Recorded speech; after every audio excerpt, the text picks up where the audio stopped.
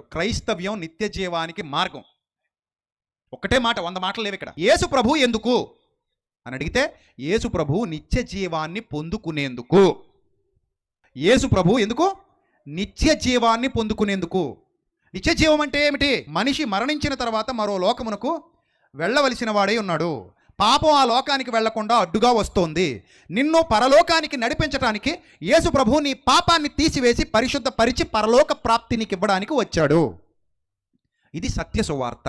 ఈరోజు కూడా చాలామంది ఆయన ప్రభువుగా ఒప్పుకోకపోవచ్చు, నమ్మకపోవచ్చు, మారకపోవచ్చు. ఎవడేం చేయలేడు. ఎవరి హృదయాలు తెరవబడతాయో వాళ్ళు ఆయన యందు విశ్వాసం ఉంచుతారు. ఎవరి హృదయాలు తెరవబడతాయో వారు ఆయన రక్షకునిగా అంగీకరిస్తారు.